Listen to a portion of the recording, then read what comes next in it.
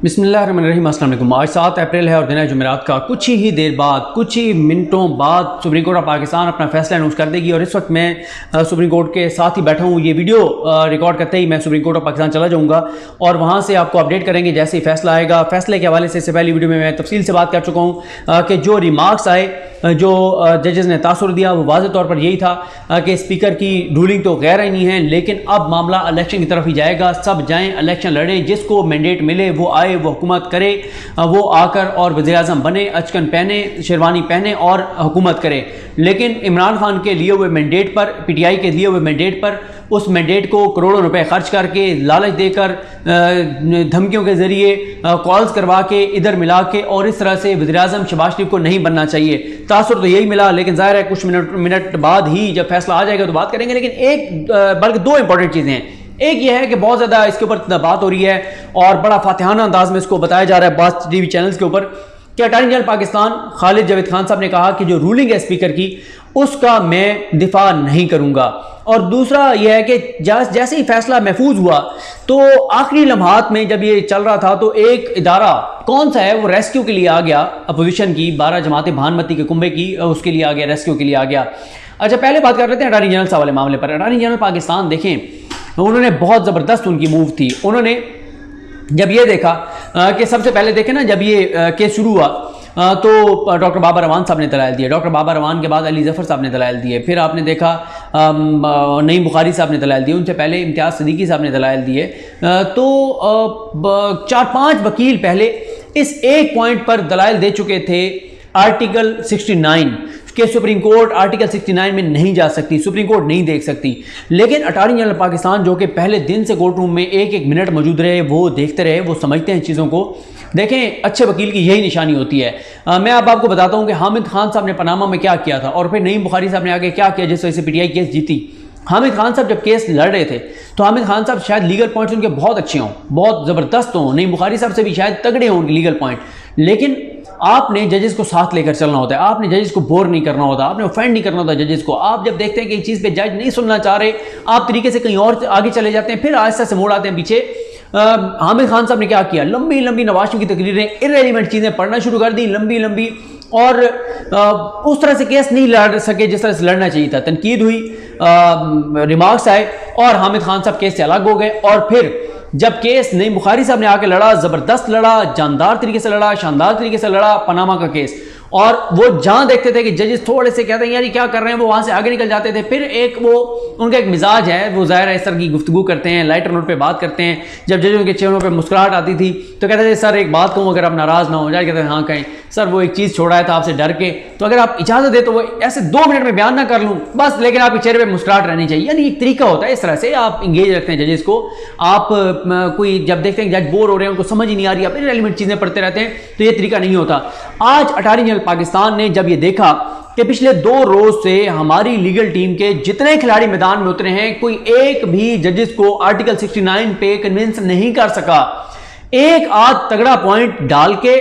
जब attorney general ने देखा कि वहां पे भी अटॉर्नी जनरल को फंसा लिया जजेस ने, और उनको समझ आ गई कि भाई आर्टिकल 69 पे अब कोई रास्ता हमारे पास नहीं बचा, हम जजेस को कन्विंस नहीं कर सकते कि डिप्टी स्पीकर ने जो रूलिंग दी वो आइन के मुताबिक दे सकते थे, कानून के मुताबिक दे सकते थे, और अगर वो गलत भी है तो जजेस उसको नहीं देख सकते आर्टिकल 69 के तहत। तो जब अटॉर्नी जनरल पाकिस्तान को ये बात समझ आ गई तो उन्होंने बड़े ज़बरदस्त अंदाज से, बड़ी खूबसूरती से उससे बड़ा और तगड़ा पॉइंट एक ले आए, जिस पर पहले बाबर रवान साहब हल्की सी बात करके गए थे, और वो भी इस पे खैर इस पॉइंट पे उन्होंने बात की थी कि देखें जी, आप जो फैसला देंगे या इधर के हक में आएगा या उधर के हक में आएगा, तो फिर एक पार्टी जो है वो एहतजाज करना शुरू कर देगी, पार्लियामेंट के अंदर सूरत हाल खराब होगी। तो आज अटॉर्नी जनरल ने जिस तरह से नंबर गेम अदालत के सामने रखी, जिस तरह से सूरत हाल अदालत के सामने रखी, जिस तरह से अदालत को बताया कि किस तरह से आप अगर असम्बलियां बहाल भी करते हैं तो असम्बलियों में क्योस होगा, लड़ाई होगी, झगड़े होंगे। खुद चीफ जस्टिस पाकिस्तान ने कहा कि असम्बली के अंदर भी बाहर भी क्योस होगी। फिर जो आज एक और जो इनके नून लीग के अपने वकील ने जो अदालत के सामने रखी, वो मेरा राइटिंग पैड इधर इस वक्त मौजूद नहीं है, वो हो तो मैं आपको बताऊं, जो उन्होंने अदालत के सामने नंबर गेम रखी मखदूम अली खान साहब ने, उसके मुताबिक भी अपोजिशन की 12 जमातें मिलकर हुकूमत बनाने जा रही हैं, 12 जमातें, जिस वजह से उमर बंदियाल साहब जो चीफ जस्टिस पाकिस्तान, उन्होंने कहा कि आप 12 जमातें मिलकर हुकूमत बनाने जा रहे हैं, फिर चंद वोटों का फर्क होगा, कल को फिर तमाशा होगा, असम्बली चलेगी नहीं, पाकिस्तान को इस्तेहकाम की जरूरत है, पाकिस्तान को एक इस वक्त स्टेबिलिटी की ज़रूरत है, पाकिस्तान को इस वक्त गैर यकीनी की सूरत हाल से निकलना है, मजबूत गवर्नमेंट चाहिए, तो इलेक्शन ही हल है, आप आवाम के पास जाएं। इस वक्त भी मैं जब बात कर रहा हूँ ज़ाहिर है फैसला नहीं आया, लेकिन मैं आपको बता चुका हूँ कि आप किसी से भी पूछेंगे, जितने लोग कोर्ट रूम में मौजूद थे, जिन्होंने इस 4-5 दिन की समातें सुनी हैं, यानी संडे से लेके आज थर्सडे तक, वो सब आपको बता सकते हैं कि हमारी रीडिंग यही है कि सुप्रीम कोर्ट फ्रेश इलेक्शन की तरफ जा रही है, इलेक्शन अनाउंस करने जा रही है। अगर अभी जजेज आकर चंद मिनट बाद अनाउंस करते हैं कि नहीं असम्बली बहाल कर रहे हैं हम, और दोबारा जाके कहते हैं इत्तेमाद के ऊपर वोटिंग करवाएं, तो ये बहुत हैरान कुन होगा, ये बहुत बड़ा अपसेट होगा, क्योंकि कोई एक भी रिपोर्टर जो वहां पर सुप्रीम कोर्ट को कवर करने वाला था वो ये नहीं कह सकता कि सुप्रीम कोर्ट इस तरफ जा रही है, क्योंकि वाज़ेह तौर पर सुप्रीम कोर्ट ने इस बात के इशारे दिए कि मामला इलेक्शन की तरफ जा रहे हैं। तो अटॉर्नी जनरल ने बहुत जबरदस्त ये काम किया कि उन्होंने वो पॉइंट सरेंडर कर दिया जिसका उनको समझ आ गई थी कि ये पॉइंट अब एस्टैब्लिश नहीं हो सकता। इससे पहले वाज़ेह रिमार्क्स आ रहे थे, तो उन्होंने यही अटॉर्नी जनरल की स्ट्रेंथ भी यही है, वो जिन चीज़ों को वो दिल से समझते हैं कि वो गलत है, वो कहते हैं गलत है, और जजेस उनकी इज्जत भी करते हैं। और जब अटॉर्नी जनरल ने अभी दलाइल नहीं दिए थे, तो उमर बंदियाल साहब ने, जाजुल हसन साहब ने कहा कि हम इंतजार कर रहे हैं अटॉर्नी जनरल पाकिस्तान का, उनके दलाइल का हम इंतजार कर रहे हैं, वो आकर हमें क्या बताते हैं। तो अटॉर्नी जनरल ने यही बताया कि ये बहरान पे बहरान आएगा, एक के बाद एक मसला पैदा होगा, अदालतें फिर यही काम बैठ के करती रहेंगी, फिर कल को हर बंदा यहां पर अदालतों में आएगा। तो अटॉर्नी जनरल पाकिस्तान ने दरअसल जबरदस्त उस वक्त जो जांचा, जो भांपा, जो देखा, उसके मुताबिक वो उस पॉइंट पर लेकर गए, वो उन पॉइंट्स के ऊपर अदालत को लेकर गए जिन पॉइंट्स पे अदालत कन्विंस हुई कि इलेक्शन की तरफ जाना चाहिए, फ्रेश इलेक्शन की तरफ जाना चाहिए। और उन्होंने जबरदस्त पॉइंट्स जो है वो अदालत के सामने रखे, जिस पे तफसील से हम फैसला आने के बाद ज़ाहिर है बात भी करते रहेंगे। दूसरा जो हुआ ये कि जब ये केस चल रहा था और आखिरी मराइल में था, जैसे ही कुछ नजर आया कि सुप्रीम कोर्ट इलेक्शन की तरफ जाने के बारे में जा सकती है, कोई रिमार्क्स आ रहे हैं, फौरन इलेक्शन कमीशन से खबर जारी करवा दी गई। इलेक्शन कमीशन ने खत लिख के खबर जारी कर दी कि सदर को खत लिखा है कि इलेक्शन कमीशन अक्टूबर से पहले इलेक्शन नहीं करवा सकता। देखें, ये वही इलेक्शन कमीशन ऑफ पाकिस्तान है जो कि आप देखें कि जब नून लीग कह रही थी, 2018 से कह रही थी नून लीग और Maulana Fazl Rehman, fresh mandate, fresh mandate, fresh election, बार बार वो कह रहे थे, तब तो इलेक्शन कमीशन कोई बयान नहीं आया कि इलेक्शन नहीं हो सकता। जैसे ही इमरान खान ने असेंबली तोड़ी, इमरान खान ने इलेक्शन अनाउंस किया, साथ ही इलेक्शन कमीशन का मौक़िफ़ सामने आ गया कि इलेक्शन तो हो ही नहीं सकते। तो यही वजह है कि इस इलेक्शन कमीशन ऑफ पाकिस्तान पर इल्ज़ाम लगता है कि आप सेनेट इलेक्शन में देख लें, और कई मौके आए, एक इसके ऊपर भी कभी तफसील से बात हो सकती है, किस किस मौके पर इलेक्शन कमीशन ने ऐसा इक़दाम किए जिससे वाज़ेह तौर पर नजर आया कि वो मुस्लिम लीग नून के साथ खड़े हैं, वो शरीफ खानदान के साथ खड़े हैं। अच्छा, इस खबर का मकसद क्या था कि ये खबर जजेस तक पहुंचे, सुप्रीम कोर्ट तक पहुंचे, सुप्रीम कोर्ट के अच्छा 6 माह तो इलेक्शन कमीशन नहीं करवा सकता, अब भी इसके चांसेस हैं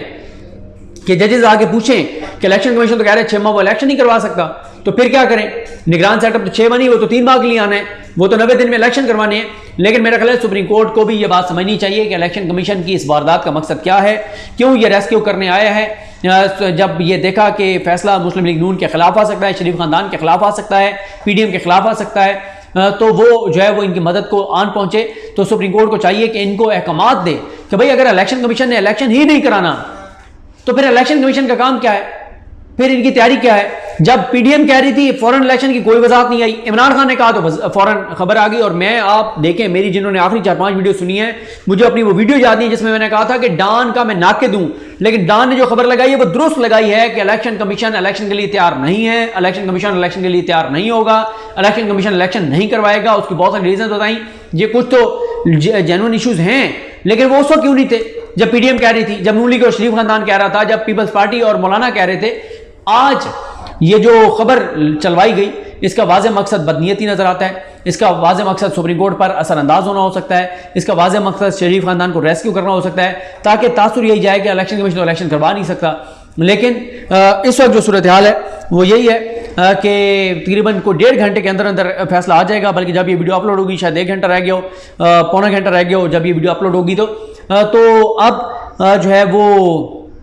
ये इलेक्शन कमीशन जो रेस्क्यू के लिए आया है, मुझे नहीं लगता इसका कोई ज़्यादा फ़ायदा हो, लेकिन थोड़ा सा खदशा रहता भी है, हो भी सकता है। ये अभी कबल वक्त है ना, क्योंकि उसकी रीज़न ये है कि जब जजेस ये देखेंगे कि इलेक्शन कमीशन कह रहा है कि अक्टूबर से पहले इलेक्शन नहीं करवा सकते, और ये अक्टूबर वाला मामला बहुत इंपॉर्टेंट है। जो ओरिजिनल प्लान था, जहाँ पर भी ये बना था, उसके मुताबिक तो शहबाज शरीफ साहब ने अचकन पहनी थी, और अचकन पहन कर और अक्टूबर तक उनको वज़ीर-ए-आज़म रहना था। अक्टूबर में वो असम्बलियाँ तोड़ते, निगरान सेटअप आता, नई तकर्री जो नवंबर में होनी थी वो ना हो सकती, क्योंकि निगरान सेटअप वो नई तकर्री कर नहीं सकता था, और ये नई तकर्री फिर जाकर होनी थी फरवरी मार्च में। जब कुछ लोगों ने रिटायर हो जाना था। ये ओरिजिनल प्लान था, लेकिन आज सुप्रीम कोर्ट ने जो है वो बहुत से लोगों को सरप्राइज़ दिया है। तो बहरहाल जो तासुर दिया है कि हम इलेक्शन की तरफ अनाउंस करने जा रहे हैं, अभी जब फैसला अनाउंस होगा तो देख लेते हैं क्या फैसला आता है। मुझे अपनी दुआ में याद रखें। हम सब कामयाब। अल्लाह हाफ़िज़।